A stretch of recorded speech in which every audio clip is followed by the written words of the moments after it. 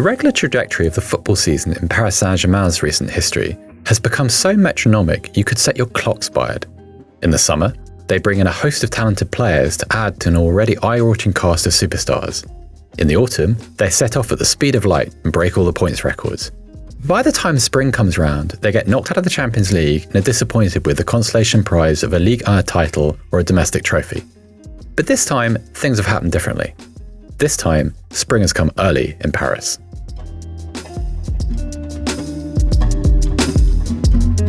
In many respects, the 2022-23 season has been nothing out of the ordinary for PSG. After 23 games, they found themselves top of the table with 54 points, having scored 55 goals and conceded 20.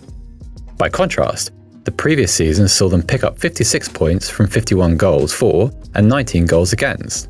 If you would prefer your numbers to be underlying, then PSG's expected goal difference per 90 minutes this season is at plus 1.06 according to FBref.com, a touch ahead of the plus 0.97 that it was at last season. Things are very different though when you consider PSG's form immediately before and after the World Cup. Since Liga returned after the competition concluded, PSG have played 8 games, winning 4, drawing 1 and losing 3.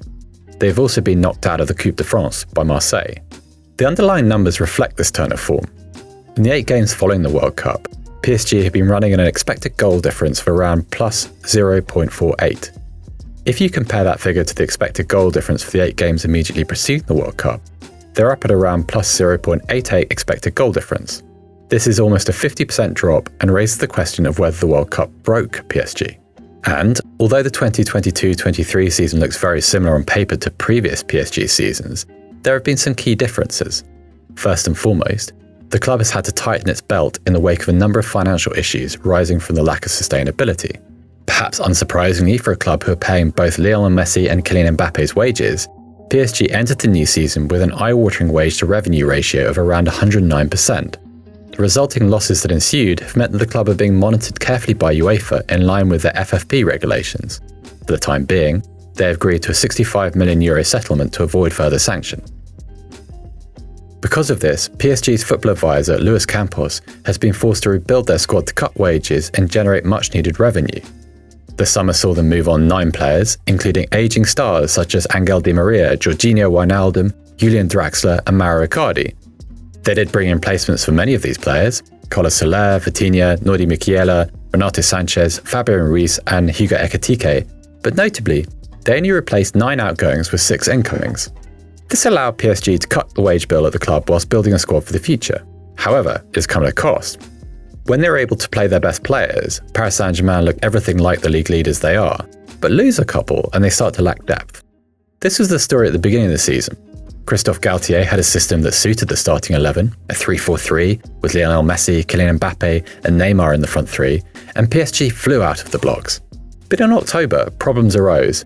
Presnel Kimpembe and Nuno Mendes both got injured, and Sergio Ramos was suspended after picking up a red card. On top of this, Kylian Mbappe announced on his Instagram page that he no longer wanted to play as a lone striker, but would prefer to play off the left-hand side. The result was a 4-4-2 diamond that solved both problems. This worked well as a stopgap, but then the World Cup arrived. When the players returned from Qatar, there seemed to be a drop-off, particularly from the superstar front 3, both physically and mentally.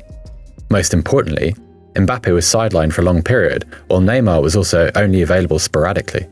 As for the motivational side, Messi came back having won a World Cup, Mbappe having narrowly lost a World Cup, and Neymar having failed to meet high expectation with Brazil. Any of those experiences could have had an impact on the players in question. After the recent loss against Monaco in Ligue 1, the press reported that Luis Campos gave several members of the team a dressing room reprimand for not giving their all in the game. After the same fixture, Presnel Kimpembe used an ultra's loudspeaker to apologise to the fans. The post-World Cup return has seen PSG lose all the momentum that they picked up in the first half of the season. Galtier is now switching between back 3 formations and different iterations of the 4-4-2 shape, sometimes with and sometimes without a diamond. With key players out, the lack of depth has become increasingly obvious, with Galtier being forced to fit square pegs into round holes at times. And this drop-off in form has come at the worst possible time for PSG. A match-up against Bayern Munich in the round of 16 in the Champions League would be a tough prospect for any team, even when in form. But if PSG fail to make it through, all of the good work of the early season will be seen as being for nothing.